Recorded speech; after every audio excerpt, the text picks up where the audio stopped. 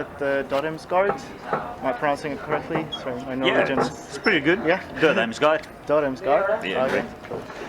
So how are you guys doing here at Inferno Festival at the rooftop terrace? Yes. We're doing all right. Excited. Excited? Yeah. It's it's the first show since, when was the last time you performed? 2000 here at the festival, 2011, 2011, okay. and we had also one in 2007. So this Okay. would be our third time at Inferno. Third time. We also played at this very place in 1999, but not on the Inferno Festival, but we played at this venue. So that was a concert? Or Yeah, just, together with Dimborger and Dark Funeral. All right, awesome. So how over the years?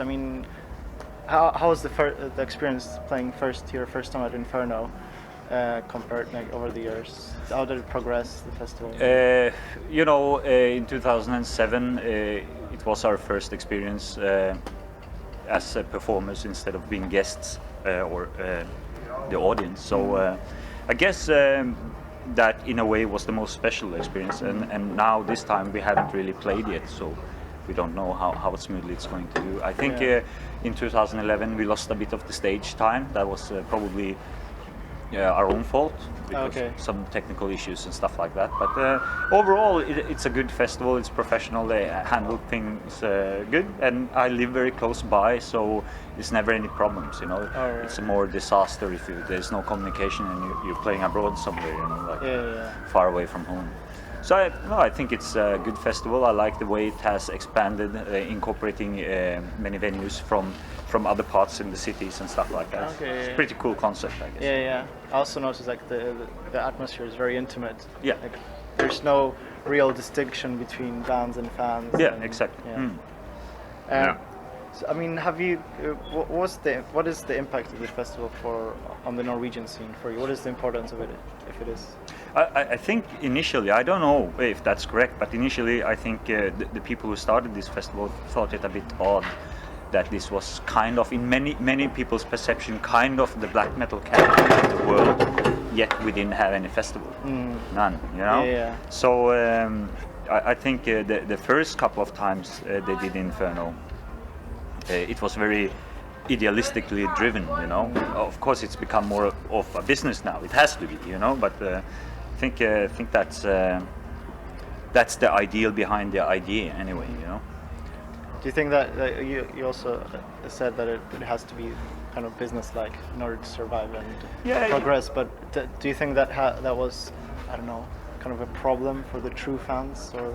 I don't know. I guess if people want to see bands that travel far and are big, that cost a lot of money, the promotion that brings them here has to have a business mindset, even though some artists like to be artists. And that's why it's good that we divide jobs, I'm a terrible businessman, but I'm a pretty okay artist, I guess, So you're okay, So in the end, I wouldn't be able to do that stuff, so I let somebody else do it. All right, awesome, when you performed here in 2007, that was also when you released Supervillain Outcast. Yes. And from what at least from my perspective, it is also the second album which you kind of changed the style a bit from the first album.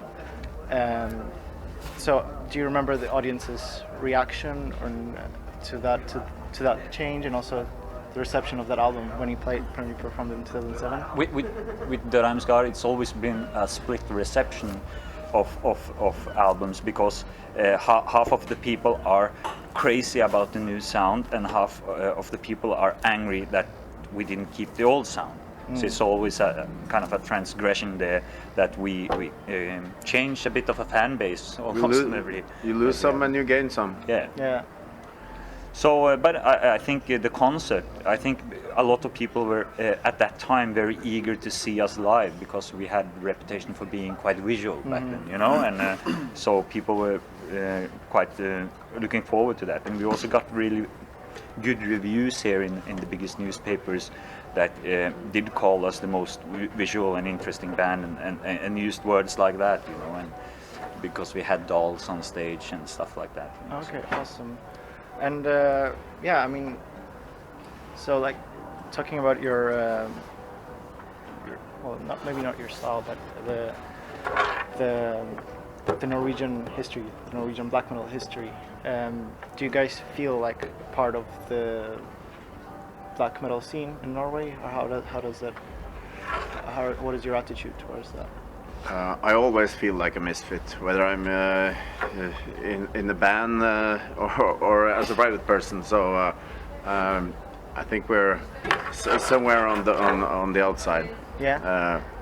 I think we have always been somewhat on the outside. I guess that's half the answer. The thing is that historically we are inevitably we are undeniably tied to the black metal scene, historically. But then within the black metal community, we have also been a bit of the outsiders, you know. But I guess we thrived in that kind of situation, you know. Yeah.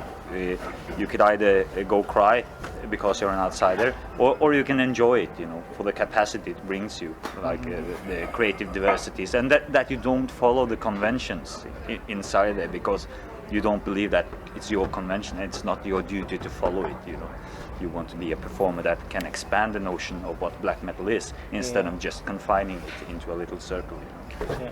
Was the kind of diversity in your music, the whole openness to creativity and not sticking to the traditional black metal elements, was that ever a problem, like with kind of belonging to the scene or not being black metal? I guess for a few people it was, and for others it wasn't. You know, it depends on the person who made judgment, what his mind or her mindset was, you know, because a lot of people in the scene did think like us as well, and if you go really far back, originality was a big part of being black metal, you know. Plagiarism was almost the highest sin you can do, you know. So but I guess we and a few other bands like Vedbuens and especially at that time maybe took it a bit further, you know, and so a lot of people, I think, were confused because they didn't know if it was allowed to like this music, because it was very strict rules in the black metal scene. Yeah, exactly. So so definitely like being more creative and not sticking to the traditions was there a rewarding feeling for you? It means that you can kind of make a niche of your own, you know. Like what never really correlated very well with me is just to kind of stick to the rules and go through the motions. That seems like the death, you know, the death of the creative artist, you know. So and why cling on to somebody else's style, you know? Exactly. Why not define it by your own? You know? Yeah, because there's a lot of bands out there like who just go there. Okay, we're gonna play black metal, we're gonna play death metal. You know, we're gonna be part of this scene. So do you think this also helped you to like reach maybe a wider audience, or a smaller audience? I think it's very tricky because for an outsider that's outside the whole notion of metal and black metal, we will always be black metal. And from the insider's perspective, you know, like the real hardcore black metal insider, we will not be black metal, you know. So we're stuck somewhere in the middle. But I guess when you take the choices we have musically, you have kind of decided that all that has to not matter, you know. In this, let's say, digital age we live in, do you think concerts and festivals have become more important now than, for example, in the 90s, where, you know, everyone can easily download music, but can't? For a small band, doing a release is basically just your business card. It has no value. It's just something that enables you to spread your music, you know. So the live scene is really where bands have their market, I guess, you know. But you know, there's not only it's not only bad things related to the digital age, you know. Like if we sold a certain amount of albums before, that was quite kind of the public or the audience we could rely on. Whereas now, when we still pretty much the same amount, it means it reaches a lot more people, you know, because they share and because they download. And you know, you're kind of stuck in the middle, because as an artist I'm all for that art should be free, you know, and then the other thing is that I have to eat, you know. And That's true. so It's hard to balance, isn't it? it is. So, I mean, so are you satisfied with how I don't know, the albums are selling or tickets or? I don't think any of us have any real oversight over our sales, you know, because it's never been, and it's not really about that, you know. Like, if it sells well, then great, you know. But if it doesn't, if it's just for a select few people, then at least somebody appreciates it. And something I can say about, like, especially the avant-garde fans that we have, they are very loyal, you know, and they seem to like our music on a deeper level. It's not just like they tell us that it's good, you know, or it's fucking rock and roll or something. They tend to be really analytical in relation to why they like it, you know. And I kind of tell myself that it's the music that forces them to be analytical, you know. And you would have to be such a person too. You would have to be such a person that has a tendency to explore music in a perhaps a deep kind of way, to understand what it's about. You have to invest something in the music. Our last couple of albums, you can't just listen to it one time and enjoy it. I think you at least have to give it 10 spins, you know, in relation to getting in, you know. So if you get in, it's the demand of the album. It demands it of you. It demands that proper attention, you know, that music should get, you know. It's not just hit you can hear at the back here. Yeah, exactly. But so, I mean, how do you guys, for example, take criticism, if you have any? Like you said, your fans are detailed with. I guess. I think it's interesting. Yeah. Yeah, if it's based on quality topics, then it's very interesting. But if it's not, if it's like, oh, this is crap, or this is nothing special, or well. And it doesn't tell me anything, I get nothing out of that. Yeah. So, have you guys ever received some detailed criticism or just an opinion and maybe used it, or listened to it in a way? Not used it artistically, but we have once we got slaughtered all over Europe, you know, with reviews because we released the 66 International album. And we posted all those really shitty reviews on our, at that time, band page, you know. So, because we thought it was funny, and you know, if you take a risk, if you're a musical risk taker, you can't judge people for not buying into it, you know. And that's kind of sort of the purpose as well, to kind of broaden the perception of what music can be inside a genre, you know. And then you kind of have to live understanding that not everybody will like it, you know. It needs time, you know, to kind of settle in, you know. And you provoke a variety of different feelings, and new feelings to people, and that's a good thing. So I guess I'm happy if people really, really like it, or they really, really hate it. Then I'm happy. You don't like the in between. Then you're indifferent, you know. Then people say, your band is. I don't care. As long as we stir up a lot of mixed emotions, I think we have gained exactly what we want. All right. Okay. That's interesting. That's really awesome. So, before coming here, I did some research, and in past interview, you claimed that to play extreme metal in the first place, you have to develop a higher degree of musical understanding than the average music listener. Yeah.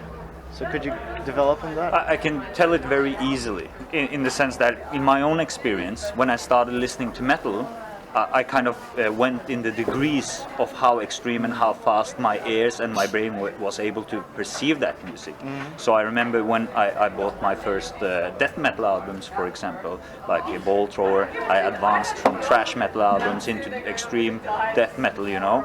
and I often used to just like the slow songs, you know, in the beginning, and then I developed, you know, got an ear for it and could analyze all the details and stuff like that. Eventually, I also like the faster beats, so I prefer those, you know, with more information. And that's really what it is. It's information processing, you know, because you have more beats every minute, and you have more notes by the minute, you know. And if you go from ABBA, you know, to Bolt Thrower, it would probably be a bit.